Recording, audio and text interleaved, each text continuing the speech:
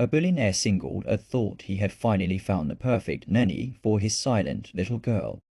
But the woman he trusted was hiding a secret that would change all of their lives. Late one night, he followed her and discovered a sick, starving child living in a shelter, clinging to life. What began as an act of kindness turned into a fight for family, for healing, and for a second chance at love. Subscribe and watch until the very end, because the moment that little girl speaks her first word will break your heart and put it back together again. The rain had been falling all morning, soft and cold against the tall windows of Ethan Cole's mansion. He stood by the glass, staring out at the grey sky, his hands shoved deep in his pockets. The house behind him was silent, except for the faint sound of a child's toy rolling across the wooden floor. His daughter, Lily, sat on the carpet with her knees pulled to her chest. She was only 6 years old, but she already carried the weight of the world in her big brown eyes. Since her mother died 2 years ago, she had hardly spoken a word. And now she didn't even look at him anymore. Ethan's heart ached as he watched her. He had built $1 billion company for nothing, but he couldn't fix the one thing that mattered: his daughter's broken little heart. They had already hired 3 nannies this year. Each one had left in tears, saying Lily was too withdrawn, too difficult, too unreachable. Ethan didn't blame them. He knew Lily had stopped trusting people. Maybe she had even stopped hoping anyone would stay. The doorbell rang. Ethan straightened his tie and walked to the door, opening to see a young woman standing there, her umbrella dripping from the storm. She was dressed simply jeans, a soft sweater, but there was something gentle in the way she smiled. "Mr. Cole?" she asked softly. "I'm Maya Brooks. I'm here for the nanny position." Ethan gave a short nod and stepped aside to let her in. As they walked into the living room, Maya's eyes immediately found Lily. She crouched down slowly, as if not to startle her. "Hi, Lily," she whispered, her voice warm. "I'm Maya. Do you like puzzles?" Lily didn't answer. She didn't even glance up. Ethan felt that familiar sting of disappointment, the one that told him this was going to be another failure. He was already rehearsing the polite goodbye in his head when he noticed something different. Maya didn't stand up and walk away like the other nannies had. She stayed there, patient and still, quietly pulling a small puzzle from her bag. She laid out the pieces on the carpet, leaving one side open so Lily could join if she wanted. Ethan watched in silence as, little by little, Ellie's curious eyes flickered toward the puzzle. She didn't move, but he saw her small fingers twitch as if she wanted to. For the first time in months, there was a spark, tiny, fragile, but real. Ethan's chest tightened. Maybe, just maybe, this woman could reach his daughter. "Would you like me to start today?" Maya asked, standing slowly. Ethan nodded, but something about her gaze made him pause. There was a flicker of sadness there, something unspoken. He brushed it aside. He was desperate. He didn't know it yet, but he had just welcomed someone into his home who was keeping a secret that would change everything. The next morning, the mansion felt different. Ethan woke up to the faint sound of laughter echoing through the hallway. For a moment, he thought he was dreaming. He hadn't heard his daughter laugh since her mother's funeral. He sat up in bed, heart pounding, and followed the sound toward the living room. What he saw stopped him cold. Lily was on the floor with Maya, her tiny hands carefully fitting puzzle pieces together. Maya sat beside her, her head bent low, smiling softly. Lily wasn't speaking. Not yet, but her eyes were brighter than Ethan had seen in months. Maya looked up when she saw him. "Good morning, Mr. Cole," she whispered. "We're just finishing the puzzle from yesterday." Ethan swallowed the lump in his throat. "It's good to hear her laugh," he said quietly. Maya smiled again, but didn't press him for more words. She seemed to know when silence mattered. Later that day, Ethan's housekeeper, Mrs. Harper, cornered him in the kitchen. She was older, sharp-eyed, and had been with the family since before Lily was born. "Sir," she said, lowering her voice, "do you really think it's wise? Hiring someone without references? You barely know this young woman." Ethan rubbed his forehead. He hadn't told anyone how desperate he felt, how broken he was inside watching Lily withdraw, or every day. "I don't care about references right now," he said finally. "Lily needs someone. If Maya is the one who can reach her, that's all that matters." Mrs. Harper pursed her lips but didn't argue. That night, Ethan stayed up late in his office, reviewing work files. Around midnight, he got up to check on Lily. He expected to find her asleep in bed. But when he reached the doorway, he froze. The soft glow of a lamp spilled into the hallway. Lily was curled up in Maya's lap on the couch, fast asleep. Maya's arms were wrapped around her like a mother holding her child. She didn't notice Ethan watching. She was staring at Lily's face with an expression that made Ethan's chest ache so much tenderness, and something else. Sadness. Ethan stepped back before Maya could see him. He didn't know what it was, but there was something about this young woman that didn't fit. She was gentle, loving, patient. And yet her eyes held a secret something heavy she wasn't telling anyone. But Ethan was too tired, too grateful for the way she had reached his daughter to ask questions. For now, Maya and her quiet mystery would stay, and her decision would change all of their lives forever. It was just past midnight when Ethan stirred awake. The mansion was silent except for the steady hum of the rain against the roof. He had been tossing and turning all night, thoughts racing about work, about Lily, about Maya. He couldn't stop thinking about the way Maya had held his daughter the night before. It wasn't just kindness, there was something deeper in her eyes. Like she understood exactly what it felt like to lose someone. He swung his legs out of bed and decided to check on Lily, like he always did. But as he stepped into the hallway, the faint sound caught his ear, the soft creak of a door downstairs. Ethan frowned. He moved quietly down the sweeping staircase, barefoot, careful not to make a sound. The grand foyer was dimly lit by a single lamp, shadows stretching across the marble floor. Then he saw her. Maya. She was slipping out through the back door, clutching a small, worn backpack against her chest.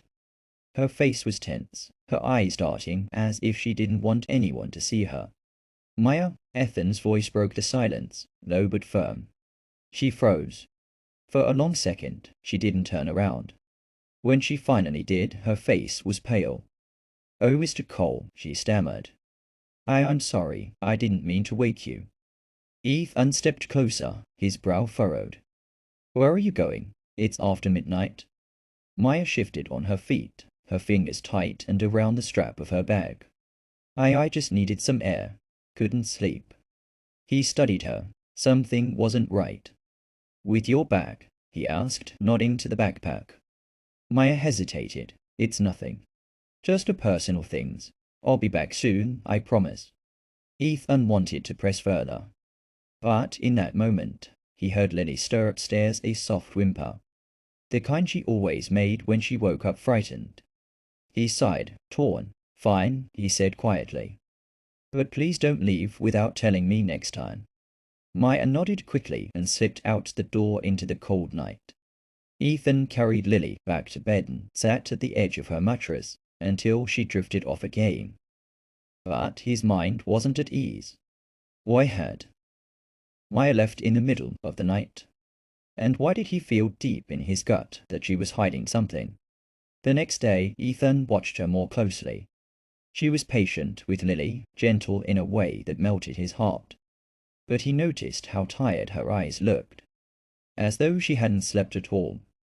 And just once, he caught her in the hallway clutching her phone to her chest, whispering, "I'll see you tonight, okay? Okay? I promise." The moment she realized he was there, she ended the call and forced a smile.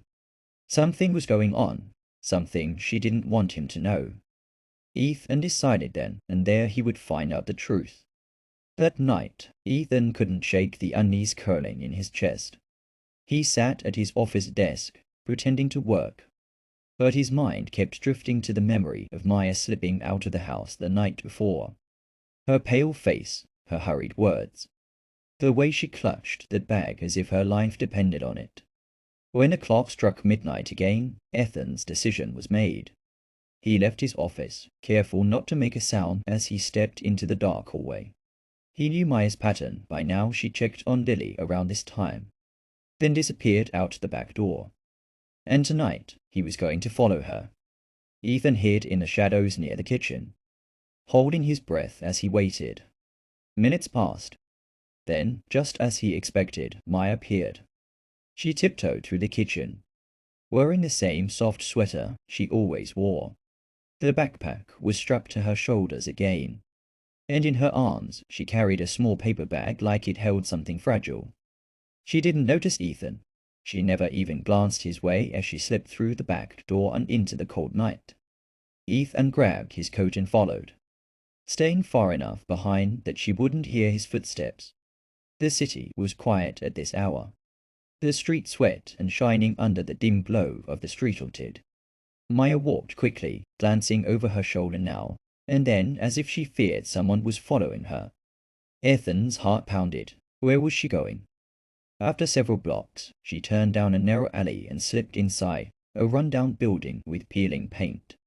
The sign above the door was faded, but Ethan could still make out the words City Women's Shelter. He hesitated in the shadows, watching. Moments later, Maya emerged again, but she wasn't alone this time. She was holding the hand of a little boy. Ethan's breath caught in his throat. The boy couldn't have been more than 4 years old. He was dressed in an oversized hoodie, his small frame thin, his dark curls messy from sleep. He clung to Maya's side with one arm wrapped tightly around her leg, as though terrified she might disappear. Maya knelt down and smoothed the boy's hair back gently. "I'm here," Ethan heard her whisper. "I brought you dinner, and I'll stay for a little while, okay?" The boy nodded, his big brown eyes shining. Ethan felt like the ground had shifted beneath him. Maya had a child. He stepped back into the shadows, his mind spinning. She hadn't just been sneaking out to escape the house or meet friends. She had a little boy, and she was keeping him in a shelter. Why hadn't she told him? Was she ashamed, afraid? And most of all, why did it break his heart to see how tightly the boy clung to her like Lily had once clung to her mother before she died? Ethan turned and walked back home slowly, the weight of what he had seen pressing down on him. He couldn't tell Maya he had followed her, not yet. But one thing was certain now. The woman he had hired to care for his daughter was fighting a silent battle of her own, and Ethan wasn't sure if he was ready for the truth. The next morning, Ethan could barely focus. He sat at the breakfast table with a cup of untouched coffee, his eyes following Maya as she moved quietly around the kitchen. She hummed softly while preparing Lily's toast, just like she did every morning. But now Ethan saw her differently. She wasn't just the gentle nanny who had broken through his daughter's walls. She was a mother hiding a little boy in a shelter, sneaking out every night to be with him. He wanted to ask her about it. Every muscle in his body told him to demand the truth. But when Maya turned and gave Lily that soft, patient smile that had brought his daughter back to life, Ethan froze. He couldn't do it. Not yet. Later that day, Ethan left for a meeting downtown.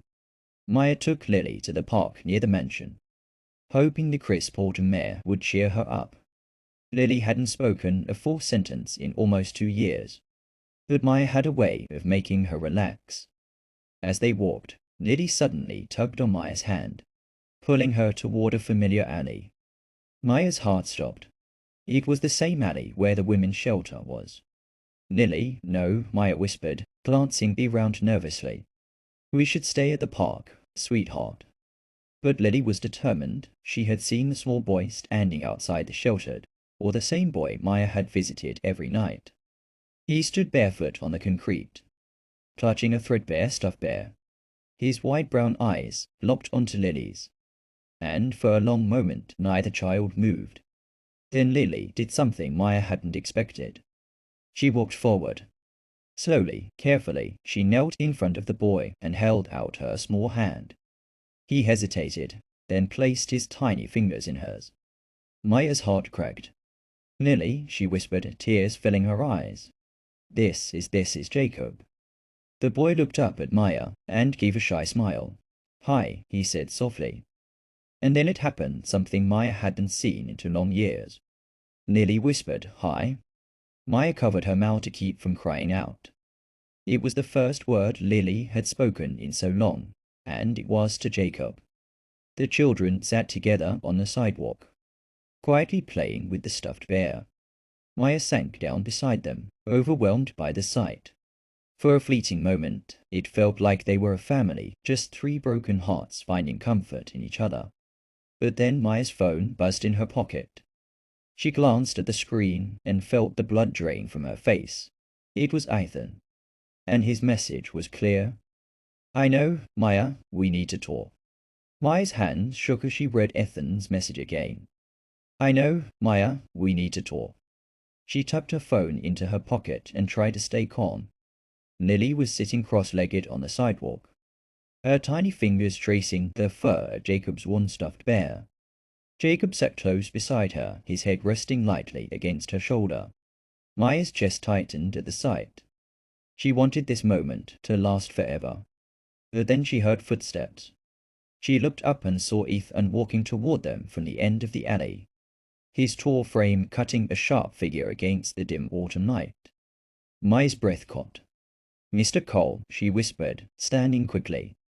Ethan's eyes flickered between her and the 2 children, his jaw tight, and as he crouched down beside Lily and Jacob. Lily's wide eyes met his, silently pleading with him not to be angry. Lily, Ethan said softly, come here, sweetheart. She hesitated, clutching Jacob's hand tightly. Jacob clung back, terrified she might leave him behind. Daddy, Lily whispered her second word in almost 2 years, and Ethan's heart stopped. But then his gaze shifted to Jacob, and the truth hit him harder than ever. This is your son, he said quietly, his eyes locking on Maya's. Maya swallowed hard. Yes, she admitted, tears filling her eyes. His name is Jacob. He's 4 years old and he's all I have. Ethan stood slowly, his hands curling into fists at his sides. Why didn't you tell me? He asked, his voice low but shaking with hurt. You've been sneaking out. You've been keeping this a secret, while I trusted you with my daughter's life. Maya wiped at her tears. I didn't want to lose the job. She said hoarsely, I didn't know where else to go. Jacob and I were living at the shelter before you hired me. I didn't have enough money for childcare. I thought if I told you, you'd send me away. Ethan's chest tightened. He looked at Jacob again, the boy's thin frame, the fear in his eyes, and felt a pang deep in his heart. I would never have sent you away, he whispered. Before Maya could respond, Lily tugged at his sleeve. She pointed to Jacob and whispered, stay. It was a single word, but it felt like a prayer. Maya sank to her knees, crying quietly. I'm sorry, she whispered to Ethan. I was just trying to protect him. Please don't take this job from me. Please don't take away the one safe place Jacob has. Ethan knelt too, his eyes softening as he looked at both children clinging to each other. Come back to the house, he said finally, his voice thick. Both of you. No more secrets, no more hiding. You're not alone anymore, Maya. Maya broke down completely, sobbing as she hugged Jacob tightly. Lily wrapped her small arms around them too, and for a moment Ethan just stood there, watching the 3 of them together, his daughter smiling.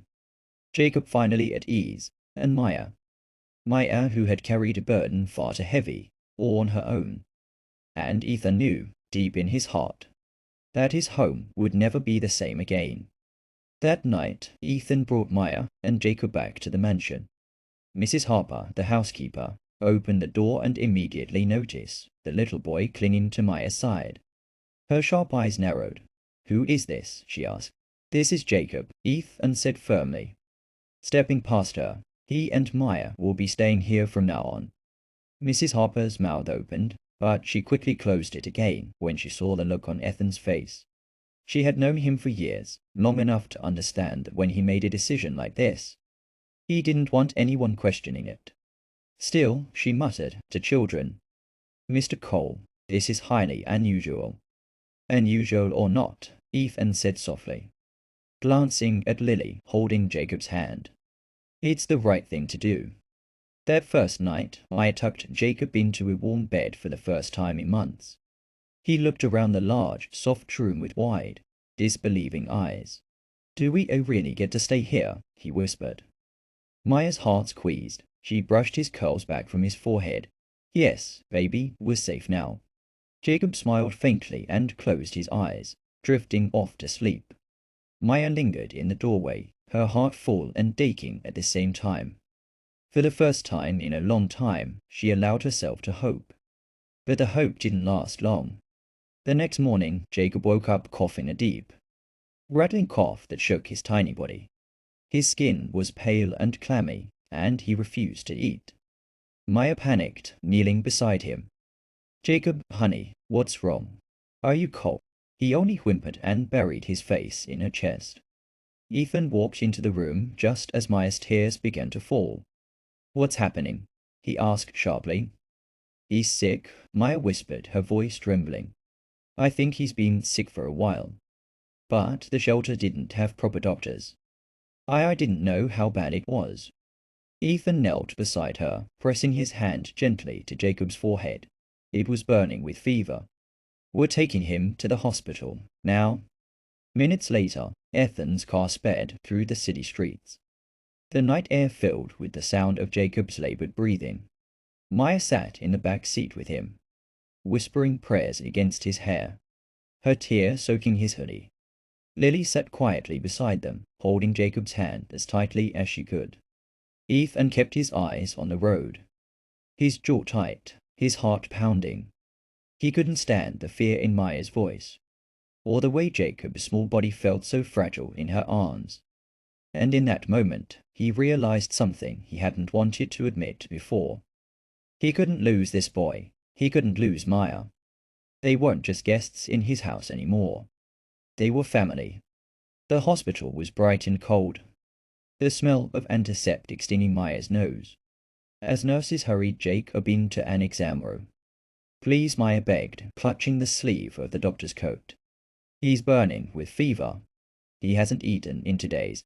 Please help him." The doctor gave her a brief nod and closed the door, leaving Maya standing in the hallway with her hands trembling. Ethan placed a steadying hand on her shoulder.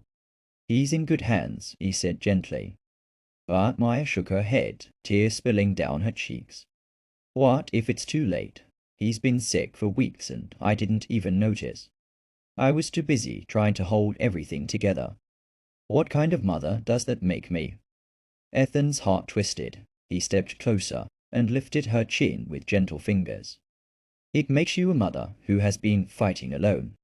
But you're not alone anymore, Maya. Not with me here." An hour crawled by before the doctor returned.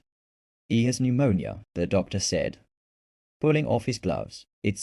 But we've started antibiotics and breathing treatments. He'll need to stay in the hospital for at least a week." Maya's knees nearly gave out. Ethan caught her before she fell. "He's going to be okay," Ethan said firmly, though his voice shook. But then the doctor added, "I should be honest. He's very weak. If the fever doesn't break in the next 24 hours, we'll have to consider more aggressive treatment." Maya buried her face in her hands, sobbing quietly. That night, Ethan refused to leave Jacob's side. He used his connections to make sure Jacob was in a private room with the best care possible. Nurses and specialists came in and out, their voices low and urgent. Maya sat by the bed, stroking Jacob's damp curls, whispering lullabies even as her voice cracked from exhaustion. Lily curled up in a chair nearby, silent but watchful, refusing to leave either. Ethan stood by the window, watching the storm outside, his hands clenched into fists. He had built an empire with his money and power, but none of it mattered now because none of it could guarantee that Jacob would live. and that terrified him. As dawn approached, Jacob's fever still hadn't broken. His breathing was shallow, each exhale a painful rattle. Maya held his tiny hand, tears streaming down her face. "Please, baby," she whispered. "Please stay with me. I don't know how to live without you." Ethan knelt beside her and reached for Jacob's other hand. "He's a fighter," he said softly. "More to himself than anyone else. And we're going to fight with him, no matter what it takes." Maya looked at him through tear-stained lashes. "Why are you doing this for us?" Ethan's throat tightened. He glanced at Lily, who was holding Jacob's stuffed bear like it was her own. "Because you're not just us anymore," Ethan said, his voice breaking. "You're family."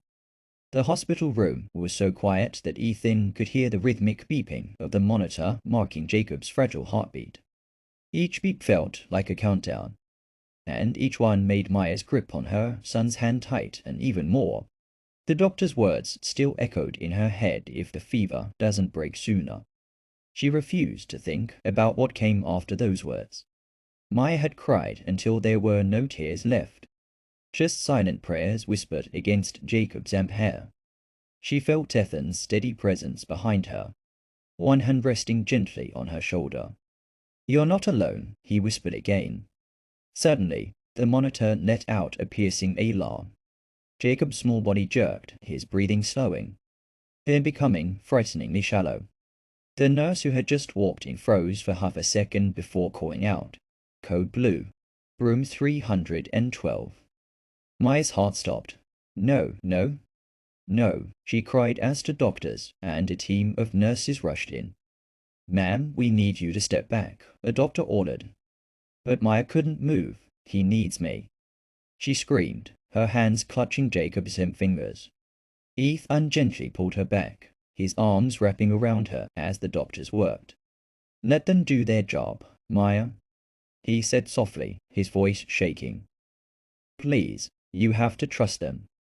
Lily had been standing silently in the corner the entire time, clutching Jacob's stuffed bear to her chest. Her white eyes darted between Maya's sobs and the team of doctors pressing oxygen to Jacob's face, calling out instructions. Then something shifted. She stepped forward, tears streaming down her small face, and climbed onto the bed beside Jacob. "Jacob," she whispered, her voice trembling but clear.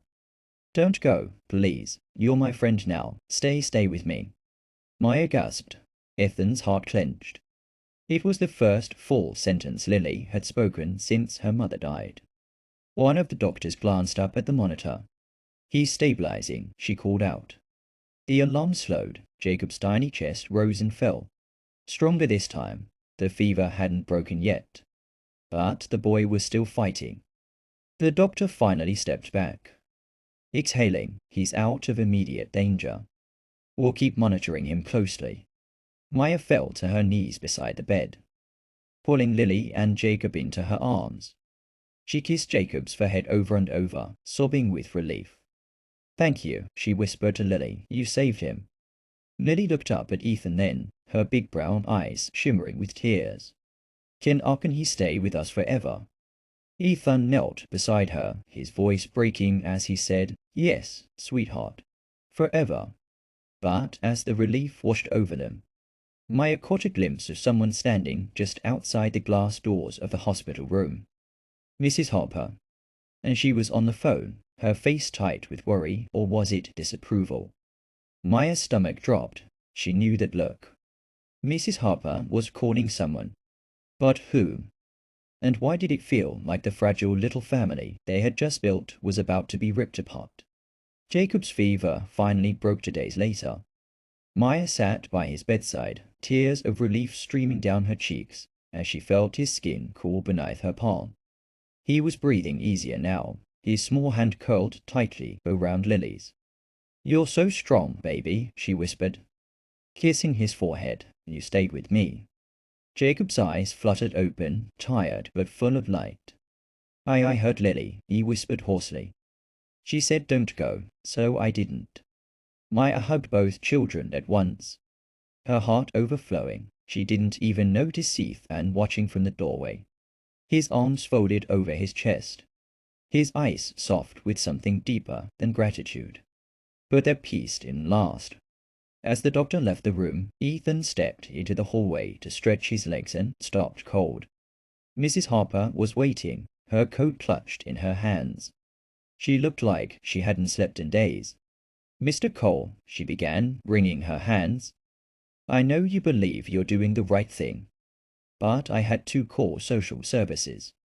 You hired a woman with no references and a child living in a shelter. If the wrong people found out—" Ethan's jaw tightened. "The wrong people? You mean you?" Mrs. Harper flinched. "I only wanted to protect Lily." Ethan stepped closer, his voice low but firm. "Maya has protected Lily better than anyone else ever could. And now Jacob too. If social services shows up, they'll tear them apart. I won't allow that." Mrs. Harper hesitated. "But, Mr. Cole—" "No," Ethan interrupted, his voice shaking with emotion. "For the first time since Lily's mother died, my daughter is smiling again. And it's because of Maya and Jacob. This is our family now, Harper. If you can't accept that, then I'm afraid this isn't the home for you anymore." Mrs. Harper's eyes widened in shock. But when she looked through the glass door and saw Lily laughing softly at Jacob's bedside, her shoulders sagged. "I'll cancel the call," she whispered. Later that evening, Ethan returned to the hospital room, his heart full as he watched Lily helping Jacob feed his teddy bear pretend soup from a plastic cup. Maya glanced up at Ethan and smiled a tired but hopeful smile. "How's Mrs. Harper?" she asked quietly.